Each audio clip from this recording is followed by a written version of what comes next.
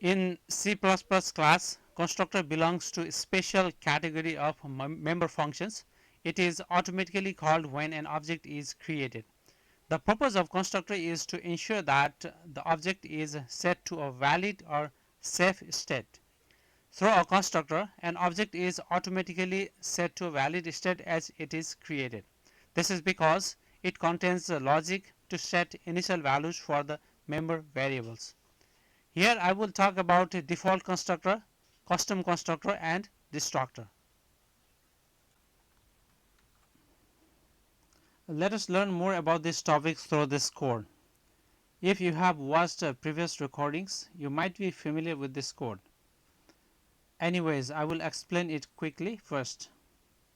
We have a student class with attributes name, ID and marks object.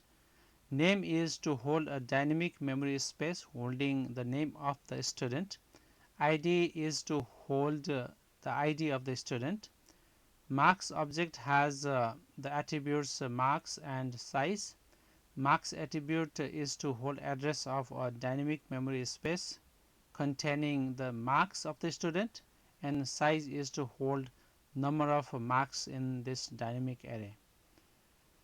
In this function we have a set function which receives ID, name and marks, and it copies this information into the attributes. It copies name into the name attribute, ID to ID attribute, and the marks size to marks size attribute, and the marks into the marks array. Display function actually displays ID, name, marks, and all the marks. All the marks of the courses in the from the array. It doesn't display the size, number of marks, but it displays the marks one by one. Deallocate function actually releases the memory for the name and marks array that was allocated in this place, and it was allocated in this place. Main function has a marks object created where size is 5 and the marks pointer is pointing to this dynamic array, and student this statement creates a student object called st, and the invocation of the member function display, invocation of the set function, and the invocation of a display function and deallocate function to release the memory space. Now first I would go ahead and talk about default constructor. When we have a statement like this, it actually does create an object and it invokes a default constructor.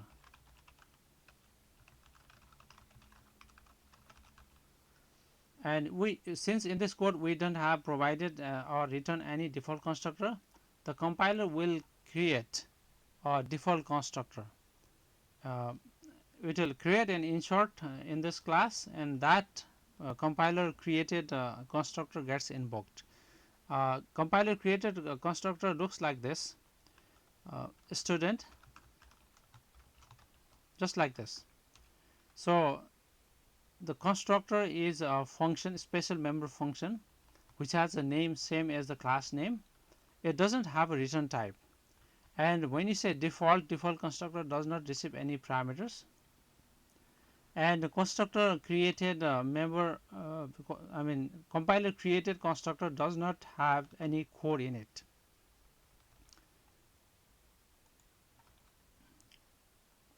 It is empty.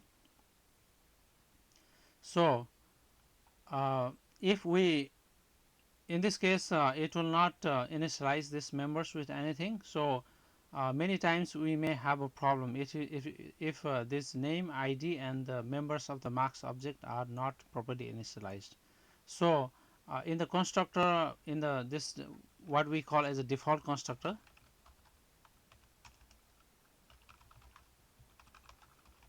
we want to initialize this attributes, this members to their default values.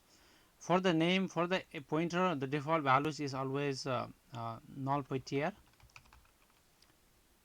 and for id we consider 0 as the default value, and for the marks object the marks array is still pointer. Default value for it is going to be null ptr, and the size is default value is going to be 0. So therefore we set those values in the default constructor. Name is null ptr, id equals to 0, marks object and marks equals to null ptr, and marks object dot size equals to 0. Now this is the complete default constructor. With this default constructor in place, this default constructor is actually customized. It is not compiler generate. Compiler generated default constructor will not have these things here. So we want to initialize to some default value that that some values that we believe as default values. So this is the user created default constructor. So with this this default constructor in place, this statement will actually execute that logic. That means its memory space for its members name, id, and the marks objects member marks and size will have those default values. After that, what we can do is if we can when we can decide whether we want to use invoke this display function or not. For example, in the display function we want to access and display id and name. If it doesn't contain the default values or valid values, in that case we don't want to display this thing, right? So for that purpose we can create a function which actually returns either true or false, a boolean type, and it checks uh, is default, and it will return if let's say name equals to null ptr and id or we can say or id equals to 0, we can return this as a default object true, otherwise return false.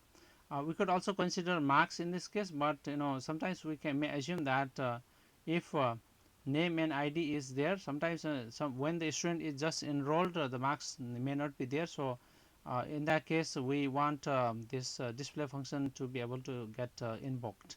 Therefore is default this function will test whether both name and id are not the default values, right? So therefore and after that what we can do is we check if st dot is default. If this returns true, then you actually is not. If this is not true, then you actually invoke the display function. Similarly, after that this function will set the data. In this case we don't have default values. Then if not st dot is, then you display, and you can also add else statement here, and here you can display some message which indicates that the object didn't have the default values, or object data is not empty or something like that. Object is empty. And here also we can have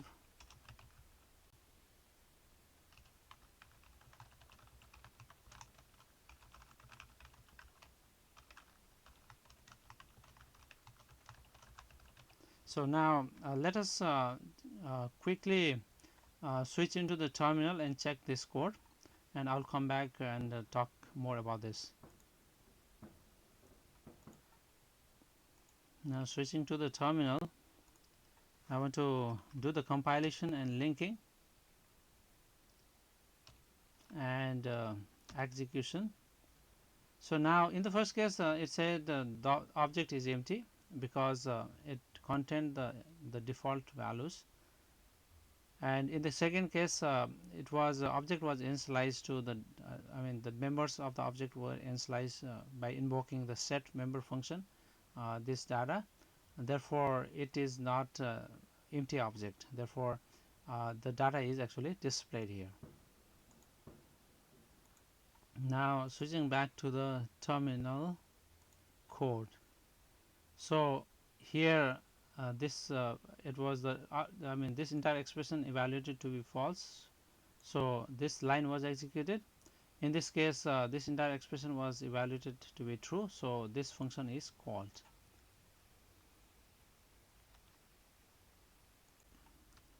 Now I will talk about another constructor which is called custom constructor. Custom constructor is a constructor which has the parameters in the constructor. It is the signature is looks like this, but it has the parameters like in this case. Basically, this entire logic that we have in the set can be included in a custom constructor, because when we create an object, for example, if I create an object like this, uh,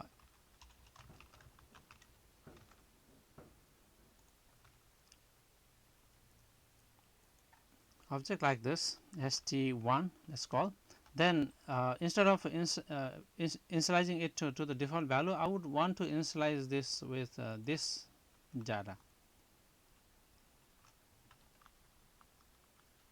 So we want to have a constructor that receives these parameters, first id and name and the marks object. So to make this this valid, we need to have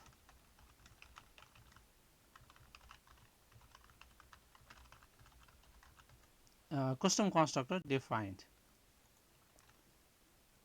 So we can define custom constructor in this place, and what I am going to do is create a custom constructor like this, and I put entire this parameter list in it, and I include this entire logic in it. So we have this custom constructor, but we need to make some changes in the logic. We want this constructor to receive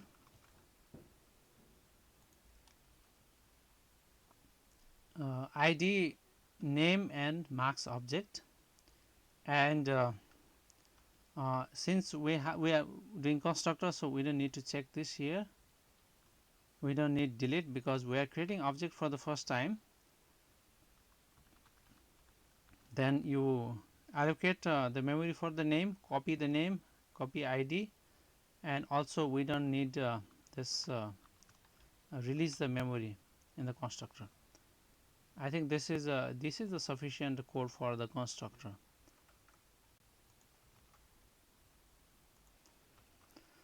Let me quickly review this. We allocate memory. There is one important thing missing here, something called validation. I will focus on this validation topic in the next recording. Intentionally I am not putting validation here. I am just copying the name and the copy id and marks size and marks in the constructor. So but if you have other functions, then you have to make sure that this memory is properly released, and then you allocate memory, otherwise that will lead to memory leak problem here. So now with this statement should be a valid statement.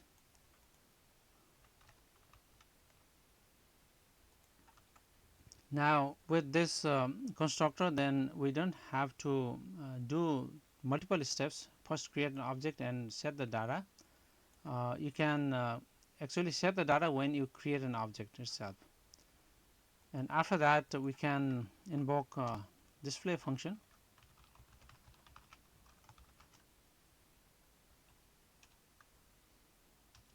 and when we display is okay, we test again if not st dot is default and display. just to be safe. Otherwise,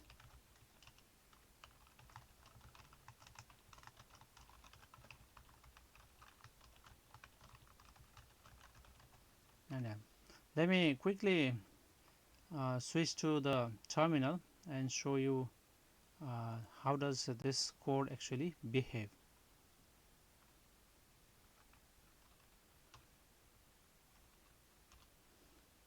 So now you can see this has been initialized properly, like it was done by the set function. But in this case, the constructor actually needed smaller, fewer logics. It was more easy to code using constructor, and you actually can get rid of many unnecessary hassles that you will have to encounter when you are doing creating object and setting the data to it and so on. Sometimes your constructor actually this constructor is a overloaded version of this function, this constructor. So you can have another constructor with different parameters in it. For example, I actually when I don't have marks. For example, I have a student which who has just joined the college. In that case, I didn't have the information in the marks. So in that case, I want to be able to create an object by only passing ID and name. So we can have another overloaded version of constructor int PID and name. Then I can have the logic to copy only name and ID. I could just skip the marks, or you can set the marks to the default state. For example, marks with these two uh, parameters, I mean two members of the marks object, size you can set to 0, which is default value, and the marks you can set to null PTR. So this is another version of the constructor using which you can create an object. For example, let me create the constructor. I mean, create an object invoking that constructor st2 and 2002 Sally, and I don't want to pass anything. And if not st is default, you invoke display function. Sorry, I think this is st2. Oh, I think there was a small typo here. I should have used st1 here, st1, because the name of the object was st1. Now here it's going to be st2 display, else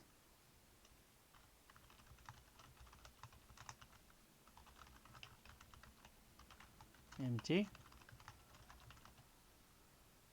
So to display this, we need to make a small change in the display function as well. So here, since we don't have marks, then what we can do is if marks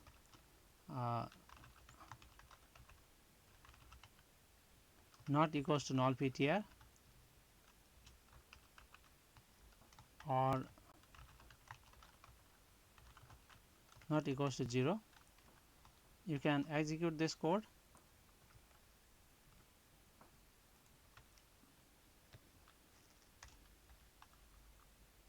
This entire code, let me just do this.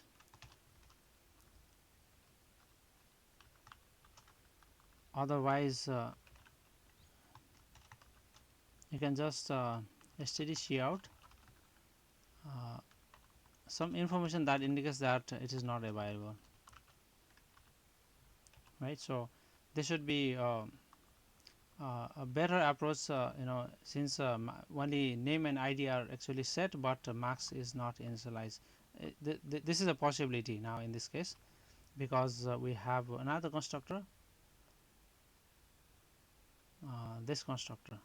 So let me compile this code and show you the output. Switching to the terminal, compiling and linking.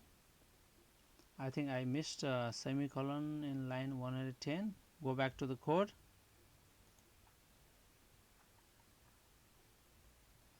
here I missed semicolon,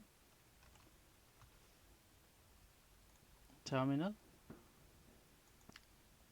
So we do comparison again and execution. So we can see here this ID name is displayed and marks is not available. So this is another version. I mean, there are different. You can have. I mean, practically you can have. I mean, there is no limit on the number of constructors you can have. You can have student ID. You can have a constructor with only ID, and everything else you can set to default values, or you can have another constructor receiving only name, and everything else you can set default values as required. So yeah, there are I mean, more than one possibilities of having the constructor.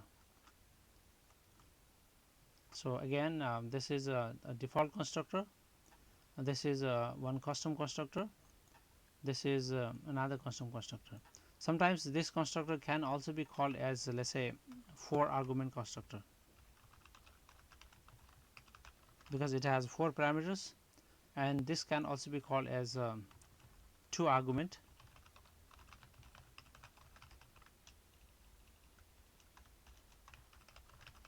constructor. So invocation of sorry, I think this should be 3 argument constructor. I think that was a little bit mistake. So we have 3 arguments. So this is a 3 argument constructor and 2 argument constructor. So this is the invocation of 3 argument. Sorry, this is invocation of 3 argument constructor, and this is the invocation of 2 argument constructor.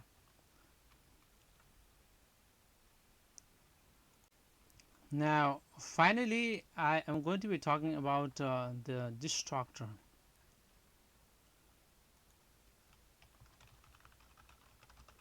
So destructor is a function, member function, which is actually called when an object is destroyed. Right? For example, all these objects are created in this scope. When the program control reaches at this point, they get destroyed just before returning. So, or if I have a block scope, if I create this S2T in the block scope like this,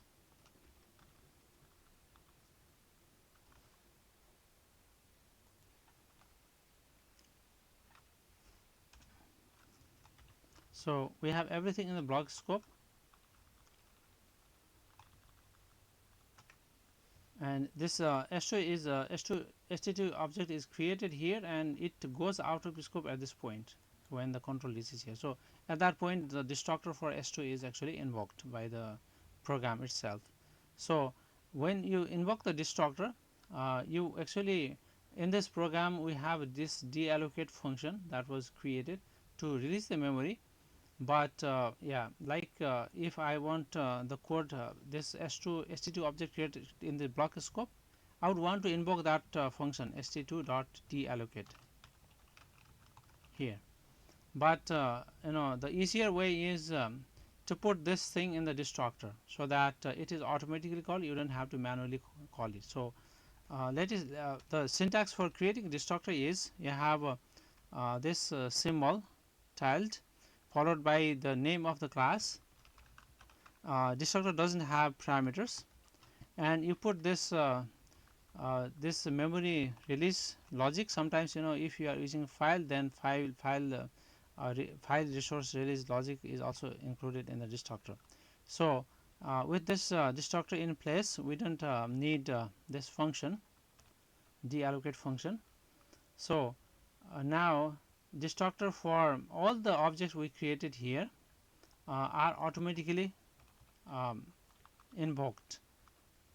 Destructor for S2T is invoked at this point, and destructor for this ST and ST1 are actually invoked at this point when the before the control goes back to the operating system from the program.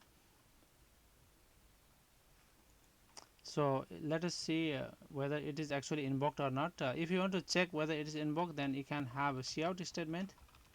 and have a text.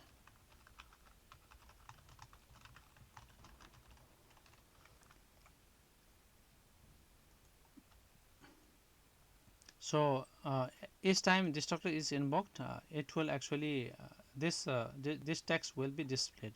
Let us see when it gets displayed when we run the program. Now you can see uh, three functions are actually destructors are actually invoked at the end. This would be for student 2 object, this would be for student 1 object, and I mean st2, st1, and st object. So for example, let me have another text here just to see, just to differentiate, I mean just to show that st2 destructor is invoked before. Some marker text, then two destructor text will appear before this one will appear before this text, and two will appear after this text, which indicates that st1 and st2 destructor are invoked after, and the st3 destructor is invoked before.